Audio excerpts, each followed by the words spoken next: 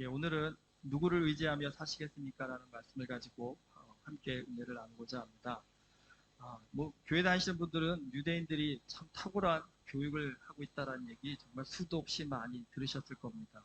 특별히 그들이요, 신앙 교육을 자녀들에게 아주 철저히 했다는 얘기도 모두 다 무수히 들으셨을 겁니다. 그런데 여러분, 유대인들이 자녀 교육에 있어서 신앙 교육도 열심을 내지만 또 하나 아주 열심을 내는 교육이 있답니다.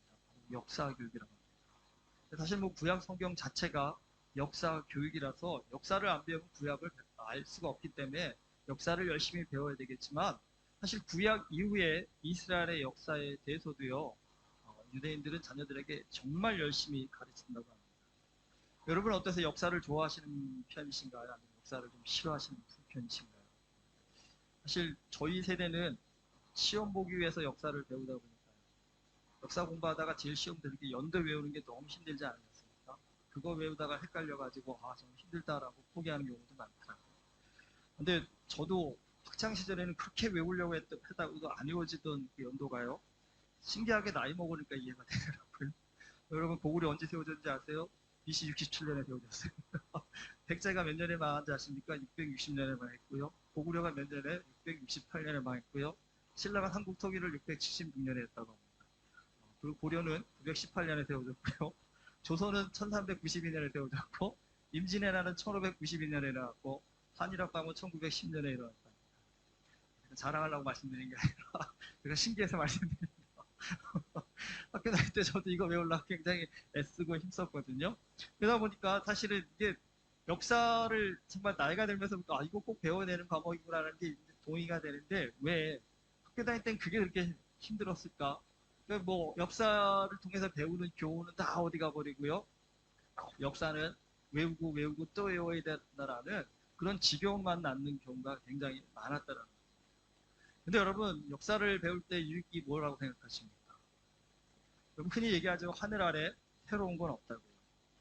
오늘 우리가 살고 있는 시대는 분명 첨단 과학의 시대입니다. 역사상 이렇게 편리함을 누리고 산 시대는 분명히 없습니다. 그렇다고 해도 여러분 역사에 없는 컴퓨터를 또 휴대폰을 이렇게 사용하고 있다고 해도 여러분 그 모습, 외형적인 모습은 좀 달라도 깊이 들여다보면 사람 사는 모습은요. 이게 1000년 전이나 2000년 전이나 지금이나 사람 사는 모습은 거의 비슷하다라는 겁니다. 여러분 우리가 창세기를 읽으면서도 은혜 받는 이유가 뭘까요? 아브라함이 사실은 지금으로부터 거의 6000년 전에 살았던 사람의 이야기인데도 오늘 우리에게 은혜가 되는 이유는요. 사람 사는 모습이 비슷하기 때문입니다. 그 시대나 지금이나 고민하는 일들이 인생에 있어서 비슷하기 때문입니다. 특별히 여러분 한 나라의 흥망성쇠를 역사는 잘 많이 다룹니다.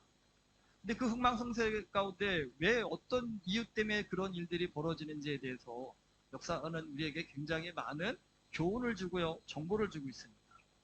특별히 요즘 여러분 미국과 중국이 정말 패권 경쟁으로 굉장히 경쟁 싸움을 치열하게 하고 있잖아요.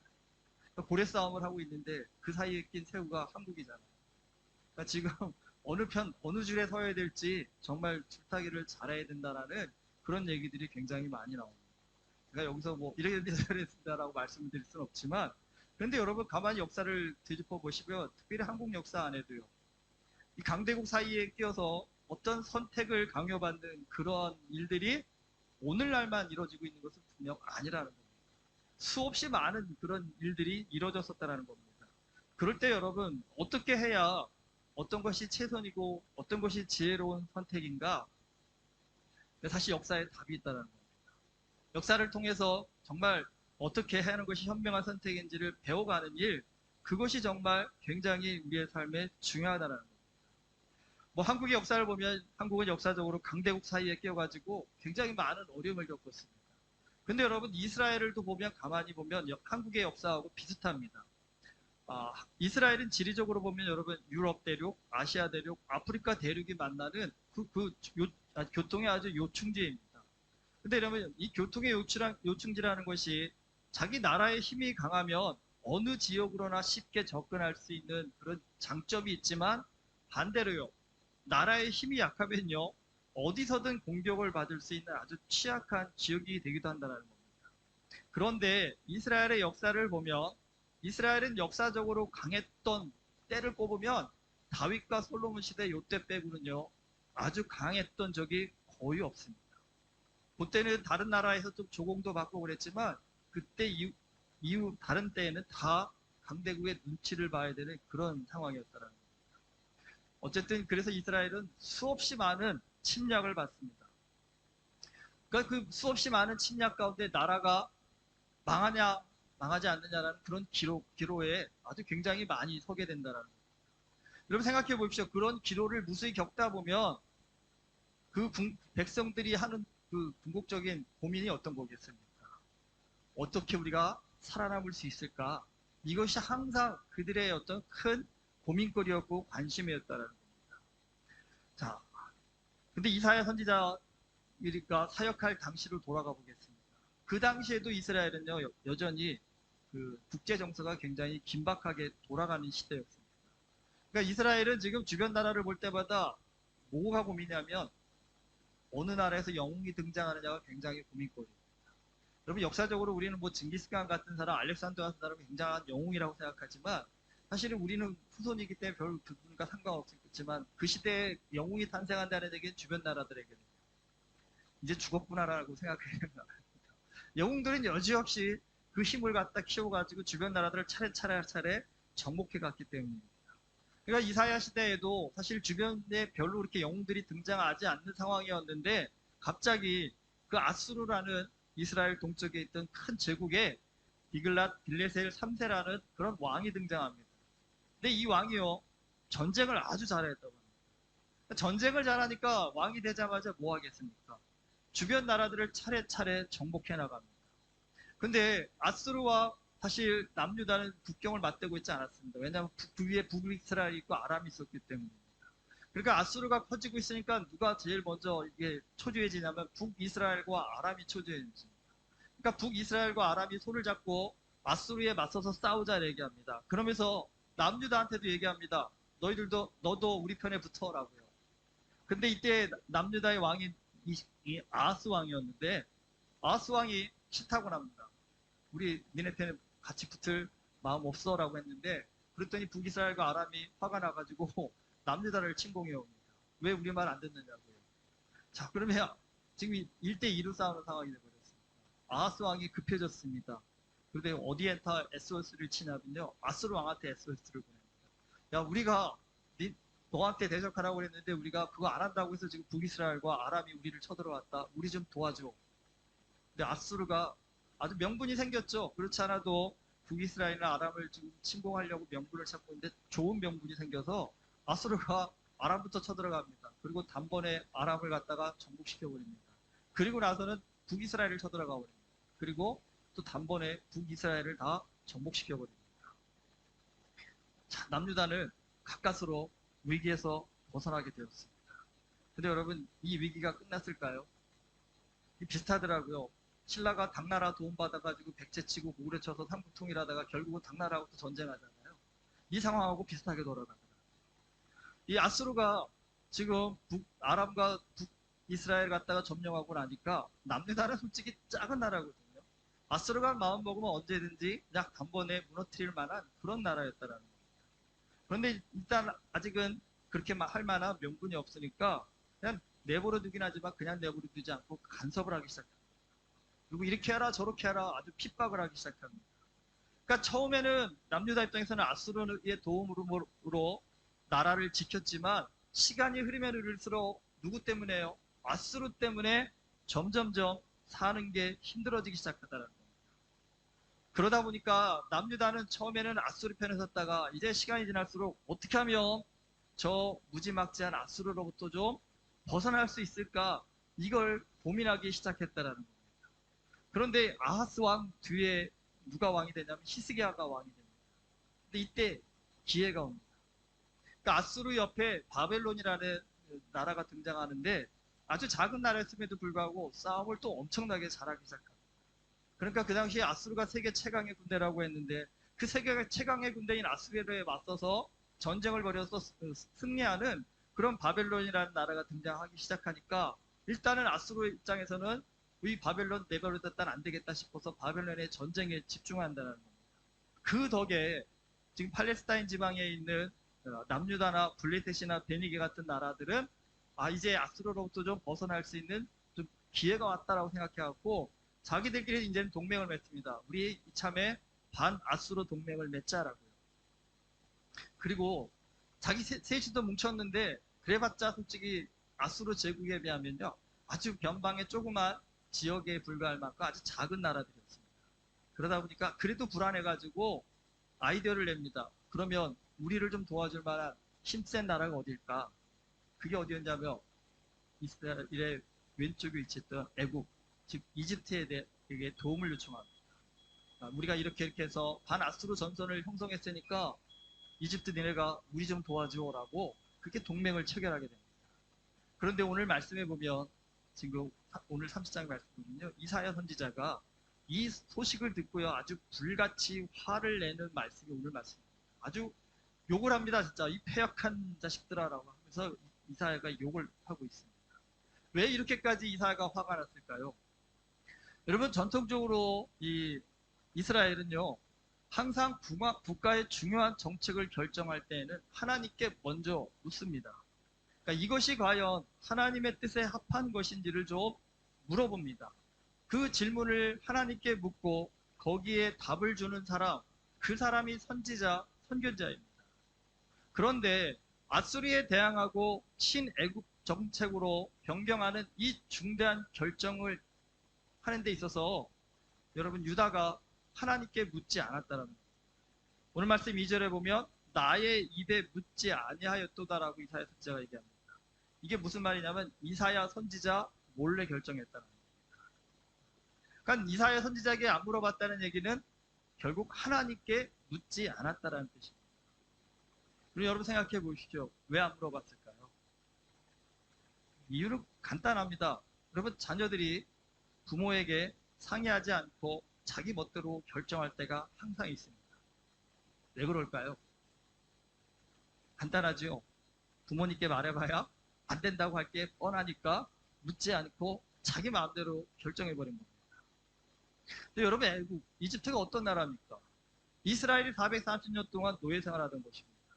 그러니까 그곳에서 그들이 하도 살기 힘들다고 죽겠다고 난리를 쳐가지고 하나님께서 모세를 보내 구원해 내신 곳, 그곳이 바로 애굽 이집트입니다. 그런데 그 애굽에서 나와 광야를 떠돌 때 여러분 이스라엘 백성들이 어떻습니까? 힘든 일만 생기면 뭐라고 해요? 애굽으로 돌아가자, 애굽으로 돌아가자고 난리를 칩니다. 그런데 지금 여러분 이사야 이 시대는요 그들이 가나안 땅에 정착해서 나라를 세워서 지금 수백 년이 지난 상황입니다. 그런데도 불구하고 여러분 지금도 이 수백 년이 지난 지금도 이스라엘 백성들은 무슨 일만 생기면 애굽을 의지하려고 한다는 겁니다. 하나님께서 이스라엘 백성들을 왜 애굽에서 나오게 하셨을까요? 여러분 그들로 하여금요 믿음으로 사는 건강한 하나님의 나라를 세우려고 그들을 불러내신 겁니다.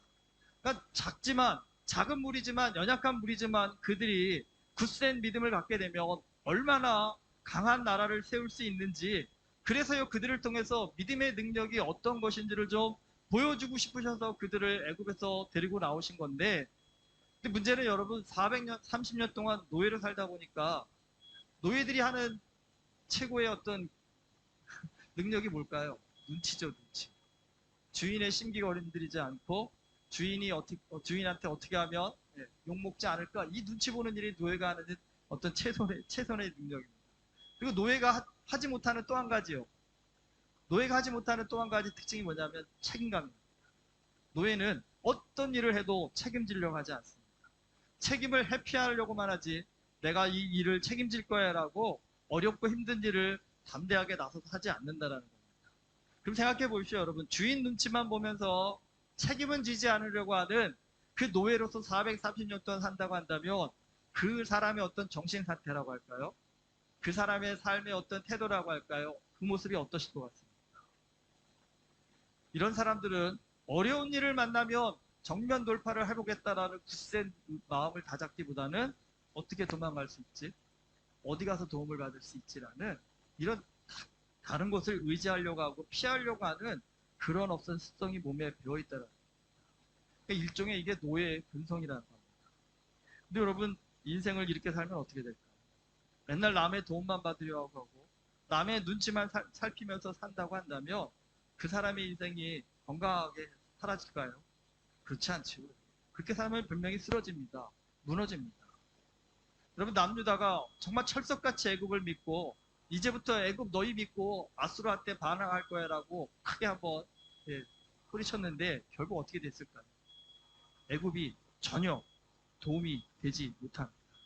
아수르가 이 얘기를 듣고 화가 나가지고요 남유다를 쳐들어오고 히스기야가 됩니다. 두 번씩이나 쳐들어옵니다. 그럼 뭐 거의 예루살렘 성이 포위돼가지고요 이제 저 성벽이 무너지기만 하면 나라가 멸망할 그런 절대절명의 위기에 처한다는 겁니다. 그때 여러분 생각해 보십시오. 누구 때문에 이렇게 됐어요? 히스기야가 애굽하고 친해졌기 때문에. 그러면 적어도 히스기야 입장에서는 우리가 그래도 너희 믿고 이렇게 큰 소리 쳤으면 와서 좀 도와줘야 되는 거 아니야라고 애굽한테 아주 간절하게 요청을 합니다. 도와줘, 도와줘, 도와줘, 큰일 났어라고 하는데 애굽은요 끝끝내 남유다를 외면해버립니다. 근데 어떻게 보면 외면한 것이 아니라 할 만한 능력이 없습니다.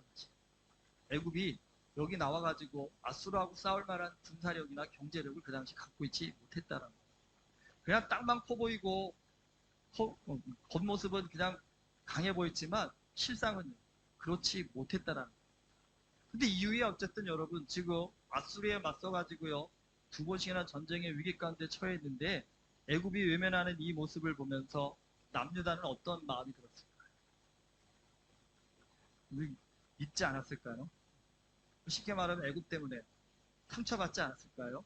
너희 믿고 이렇게 큰 소리 치다가 우리 큰 위기를 당했는데 너희가 어떻게 모른 채를 해줘? 라고.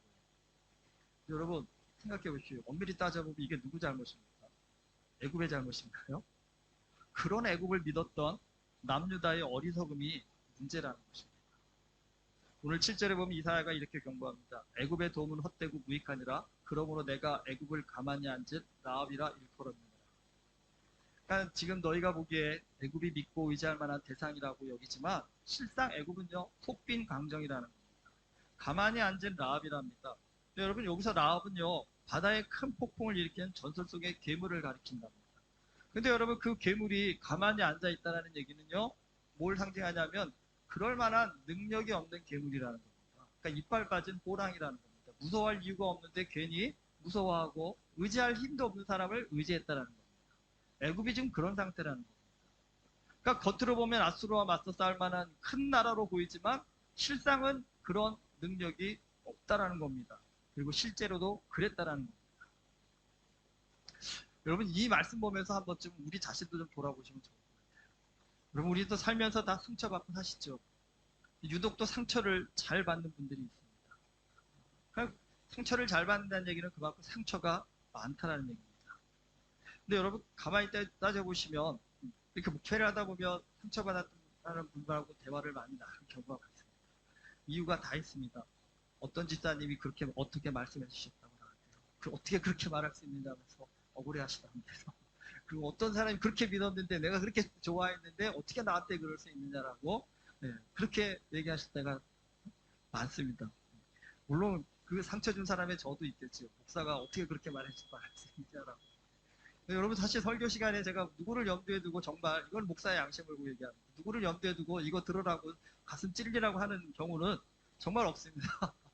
이게 제가 진짜요. 이거는 그냥 드리는 말씀이 아니라 항상 말씀을 묵상하고 설교를 준비할 때 보면 저 자신부터 돌아봅니다. 그래서 가끔 했다가 지우는 경우 있습니다. 이거 너무 세 나한테도 이 얘기 다 할 수 없어라고 제가 사실은 쓰다가 지운 경우도 종종 있습니다. 그런데 제가 이제 그러한 삶을 신앙생활을 하면서 보니까 좀 그 상처에 대해서 저도 고민을 많이 하게 됩니다. 교회가 참 사랑이 넘치고 은혜가 넘치는 그런 공동체가 되어야 되는데 왜 이렇게 상처의 문제를 넘어가기 어려울까? 도대체 왜 상처를 받는 것일까? 여러분 물론 있습니다. 유독 아주 귀에 따갑게 말씀 잘하시는 분들이 있습니다.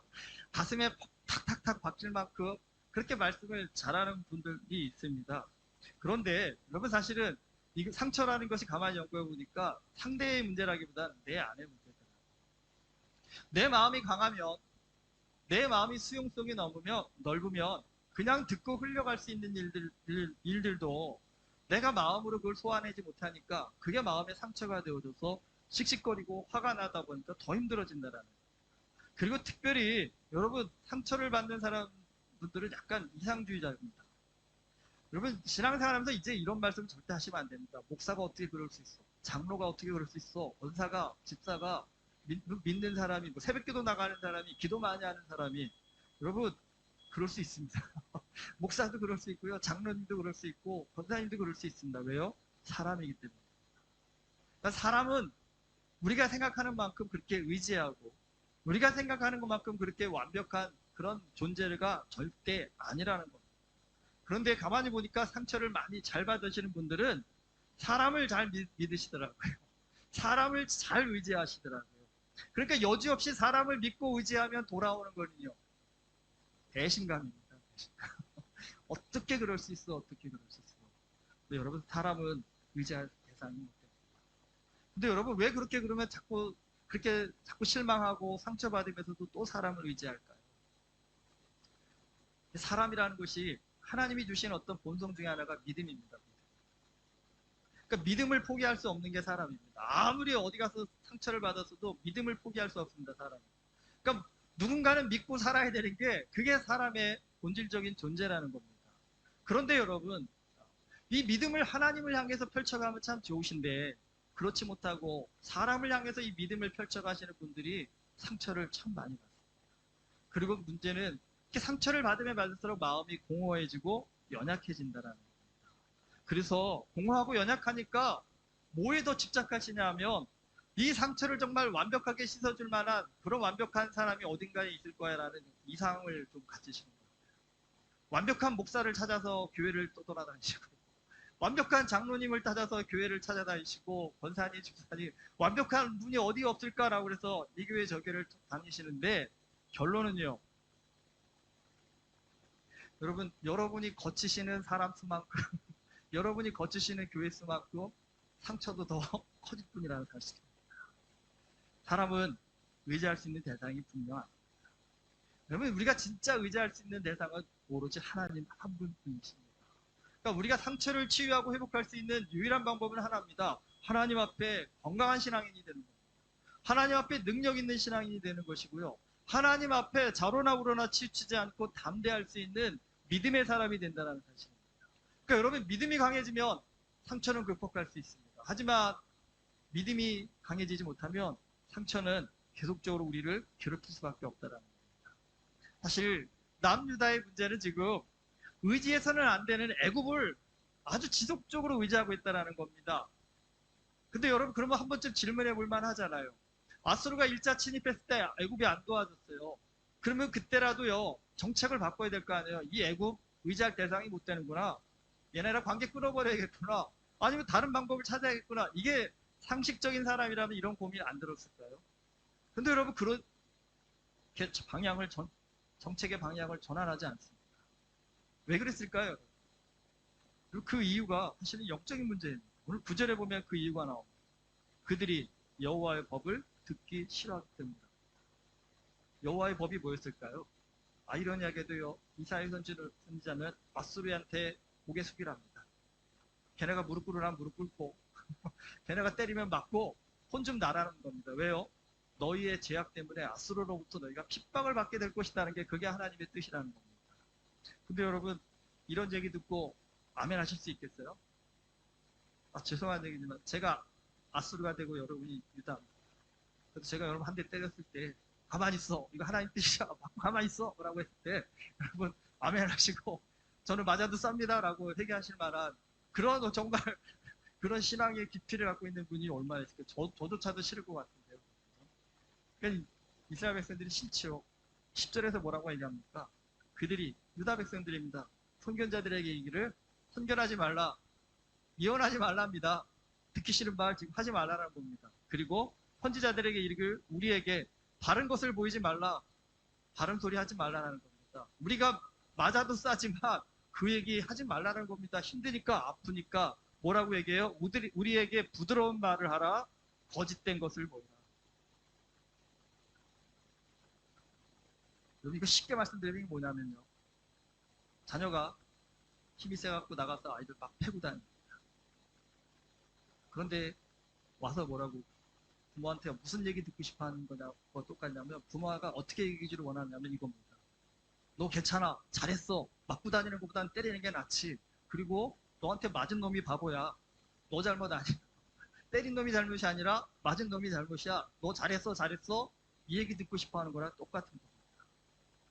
여러분, 하나님 말씀을 듣기 싫어하니까 결론적으로 계속적으로 자기 마음대로 살고 싶어 하는 거예요. 근데 여러분, 우리가 진짜 내 마음대로 살면 어떻게 될까요? 굉장히 어리석어집니다. 여러분, 인생 보십시오. 내 감정에 좋은 대로, 내 기분에 좋은 대로 말하고 행동한다고 한다면 여러분, 그 사람의 인생 결국 어떻게 되겠습니까? 꼭 패망의 길입니다. 망하는 길입니다. 여러분, 자기 마음대로 살면서 성공하는 사람 보셨습니까? 성공하는 사람은 누구나 자기 감정을 절제하고요. 자신 안에 게으름이나 거짓 등과 끊임없이 싸웁니다. 그리고 무엇보다도요, 성공하는 사람들은 실패했을 때 자신의 문제점과 잘못에 대해서 귀 기울여 듣고 그것을 어떻게 하면 바꿀 수 있을까를 고민한다는 사실입니다. 그런데 유다 백성들이 하나님의 말씀을 떠나 자기 마음대로 살다 보니까 아주 고집쟁이가 되어버립니다. 고집쟁이. 이사야 선지자가 15절에 오늘 말씀하죠. 너희가 돌이켜 조용히 있어야 구원을 얻을 것이요 잠잠하고 신뢰하여야 힘을 얻을 것이거늘. 여러분, 시끄럽고 복잡하고 혼란할수록 우리가 급하게 뛰어다니서는 안 됩니다. 돌아다니서는 안 됩니다. 그 당시 그때 해야 될 최선은요, 조용히 잠잠하게 하며 여호와 하나님의 구원을 신뢰하며 기다리는 것, 여러분, 그게 능력이라는 것입니다. 지금 이사야 선지자 상황 시대의 이 국제 정세는요, 정말 한치 앞을 내다볼 수 없을 만큼 아주 긴박한 상황입니다. 그러니까 이런 긴박한 상황이면 누구나 얘기할 겁니다. 왕이든 정부의 지도자한테 가서 빨리 어떻게 좀 방법 좀 찾아보라고, 어떻게 좀 해야 되는 거 아니냐라고. 그런데 이사야 선지자는 역으로 얘기합니다. 조용히 있어라. 그래야 구원을 얻을 것이다. 잠잠하고 신뢰해야 너희가 힘을 얻을 수 있을 것이다 라고 얘기합니다. 여러분, 그것이 무엇입니까? 사실 유다의 문제는요, 여러분, 역사가 주는 교훈이 있잖아요. 다른 나라의 힘을 빌려서 평화를 구하려고 하는 나라치고 진정한 평화를 얻은 나라는 없습니다. 평화는 내부에서 나오는 겁니다. 우리가 내부에서 하나가 되어지고 한 마음이 되어지고, 여러분, 적은 무리이지만 그 적은 무리가 다 죽기를 각오하고 적과 마주대 싸울 때, 여러분, 그때 이 불가능한 전쟁에서도 승리할 수 있는 것이고, 적도 그 작은 나라를 함부로 오지 못하고 그 나라를 침공하지 못하는 거, 그게 역사가 주는 교훈이라는 겁니다. 그러니까 지금 이스라엘 남유다 백성들은 어떻게 하며 어디를 가야 돼 얘기할 것이 아니라 조용히 앉아서 기도하며 하나님만이 구원자가 되실 수 있다, 하나님만이 도와주실 수 있다라며 우리가 한마음 되어 기도하자. 그리고 우리가 비록 적은 수이지만 한마음 되어져서 저들과 싸운다 한다면 왜 이기지 못하겠느냐라는 어쩐 내면의 힘을 키워나가는 게 중요한 것이겠죠. 그리고 우리 젊은 청년들이 이제 진로를 찾고 인생의 길을 개척하다 보니까 걱정들이 많더라고요. 그러니까 돌아보니까 저도 20대에 그런 걱정 많이 한 것 같아요. 그러니까 다들 어떻게 먹고 살지 걱정을 많이 해요. 그러니까 저도 생각해보니까 20대 나도 그런 생각을 많이 했던 것 같아요. 어떻게 먹고 살지? 어떻게 장가가지? 어떻게 집을 사지? 뭐 어떻게 살아가지? 이런 고민들을 많이 지나놓고 보니까요. 그러니까 쓸데없는 걱정이었잖아요. 사실. 쓸데없는 걱정이었고, 인생은 그냥 사라지게 되어 있는 것이 인생이더라. 아무리 고민 안 해도 먹고는 살게 되더라. 그리고 참 신기한 건 믿음이 있으면 하나님이 여러분 우리 굶어 죽이시지 않습니까? 그렇죠? 믿음이 있으면 여러분 굶어 죽을 위기에 있어도 진짜 하늘에서 쌀이 떨어질 수 있습니다. 여러분, 거짓말이 아니라 바다에서 물고기가 뛰쳐나와 우리를 살릴 수도 있습니다. 여러분, 그게 믿음입니다. 그게 능력입니다. 그런데 이걸 어떻게 알 수 있을까? 이걸 어떻게 배울 수 있을까? 이거 아무리 지식으로 여러분 성경 공부를 가르친다고 해도 믿어지십니까? 결국은 경험할 수밖에 없어요. 체험할 수밖에 없어요. 여러분, 아수르가 두 번 남유다를 침공했을 때 예루살렘이 거의 멸망할 것 같은 두 번의 경험을 겪게 되지만, 여러분, 이것이 그들에게 고통이었지만, 아픔이었지만, 슬픔이었지만, 여러분, 그 두 번의 침공에 하나님이 기적을 보여주셨습니다. 아수르 군대가 다 그냥 한 하룻밤 사이에 다 죽어버리는 역사가 일어나요. 힘차게 왔던 아수르 왕이 갑자기 소문 듣고 자기 나라로 그냥 돌아가고, 그 일이 어떻게 일어났겠어요? 하나님의 도우심으로 일어났어요. 그럼 결국은요, 이 경험을 하고 나니 이스라엘 백성들이 이제 생각이 바뀔 만도 하잖아요. 아, 믿음이 최고의 힘이구나. 믿음이야말로 우리의 인생을 살릴 수 있는 최고의 능력이구나 라고 하면 얼마나 좋겠습니까? 근데 여러분, 진짜 완고합니다. 지금 이사야가 속이 탈 만도 합니다. 왜 이렇게 격하게 말했을까? 이해할 만도 합니다. 여러분, 말 안 듣는 자녀하고 대화하면 어떠세요? 속에서 열불 날 때 있으시죠? 이렇게 말해도 안 듣고 저렇게 말해도 안 될 때니, 네. 결국 답은 끝까지 자기 하고 싶은 대로 하게 놔둘 수밖에 없죠. 남유다 위기가 듣고 싶은 말만 듣고 하고 싶은 일만 하려 했기 때문에 왔습니다. 근데 여러분, 누구든 이렇게 살면 인생은 힘들어질 수밖에 없습니다. 인생은 듣고 싶은 얘기를 들을 때 좋아지는 것이 아니라 들어야 할 이야기를 들어야 됩니다. 하고 싶은 일을 할 때가 아니라 해야 할 일을 할 때 인생은 복된 삶이 되어야 된다. 근데 여러분, 오늘 우리 자신을 한번 좀 돌아보십시오. 나는 어떠신가요, 지금? 들어야 할 하나님의 말씀에 귀를 기울이고 계십니까? 해야 할 하나님의 사명에 힘쓰고 계시나요? 여러분, 인생 어떻게 살아갈지 걱정이 많으신 분들에게 정말 제가 드리고 싶은 믿음의 교훈은 이겁니다. 어떻게 살아갈지 고민하지 마시고요. 어떻게 하나님 말씀대로 살지 한번 고민을 바꿔보십시오. 어떻게 먹고 살지를 고민하지 마시고 어떻게 하나님의 사명을 좀 이뤄가는 삶을 살까? 이게 한 단계 좀 고차원적으로 차원을 한번 달리해 보십시오. 이스라엘이, 유다가 헛된 애굽을 의지해서 스스로 고난을 자초한 것처럼 오늘 어쩌면 오늘 우리가 고민하고 슬퍼하고 힘들어하는 이유는요, 헛된 애국과 같은 것을 의지하고 살기 때문입니다. 그 대표적인 게 돈 아닐까요, 여러분? 그 대표적인 게 사람 아닐까요? 그 대표적인 게 직장 아닐까요? 여러분, 이런 것들이 내 삶 가운데 엄청난 능력과 힘이 될 것 같지만 여러분, 실상 그렇지 않습니다. 그런 것들은 위기가 닥치고 어려움이 닥치면 한순간에 날아가 버리고 우리의 삶의 문제를 정말 눈꼽만큼도 해결해 줄 만한 아무런 능력도 없다는 사실입니다. 여러분, 진짜 하나님만이 우리가 고민하고 있는 것들, 진짜 하나님만이 우리가 힘들어하는 그것들을 치유해 주실 수 있는 유일한 분이십니다. 이사야 선지자가 얼마나 안타까울까요? 저렇게 헛된 애굽을 의지하고 발버둥치고 살아봐야 그들의 끝이 보이잖아요, 여러분. 결국은 남유다 망합니다. 아수르한테 당할 거 다 당한 다음에 아수르한테만 하는 게 아니라 바벨론한테 나중에 망합니다. 여러분, 오늘 우리도 우리의 삶을 정말 깊이 한번 좀 돌아보셨으면 좋겠습니다. 열심히 사는데, 노력해서 사는데 왜 내 마음에 안정이 없고 감사가 없고 기쁨이 없을까? 헛된 것에 마음을 뺏겨서 헛된 것을 의지하고 하시기 때문입니다. 여러분, 오늘 이 말씀을 통해서 내가 의지하고 있는 헛된 애굽이 어떤 것인지를 한번 다시 한번 좀 깊이 묵상해 보셨으면 좋겠습니다. 헛된 애굽을 의지하는 자가 아니라 정말 참되신 하나님을 바라보고 하나님의 뜻에 맞게 한번 우리의 인생의 승부수를 걸 줄 아는 그런 믿음의 결단이 있기를 주님의 이름으로 축원합니다. 기도하시겠습니다. 하나님 아버지, 험한 세상이라고 합니다. 그래서 이 험한 세상을 살려고 발버둥치며 어떻게 하면 좀 더 편하게 살까를 이것저것 의지하며 살아갈 때가 참 많습니다. 그런데 주님, 도무지 무엇을 의지해봐도 해결되지 않는 우리의 인생을 고백합니다. 헛된 애굽이 우리의 삶 가운데도 얼마나 많은지 모릅니다. 주님, 오늘 이 말씀을 통해서 내가 의지하고 있는 헛된 애굽이 무엇인지를 깨닫는 역사가 일어나게 하여 주시옵소서. 그 헛된 애굽을 포기하고 참되신 하나님만을 의지하고 그 하나님의 뜻을 따라서 내 삶을 드릴 줄 아는 헌신자가 되게 하여 주시옵소서.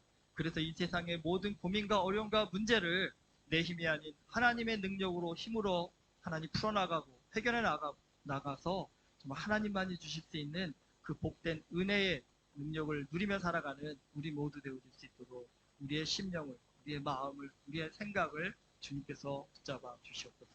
예수 그리스도 이름으로 기도드립니다. 아멘.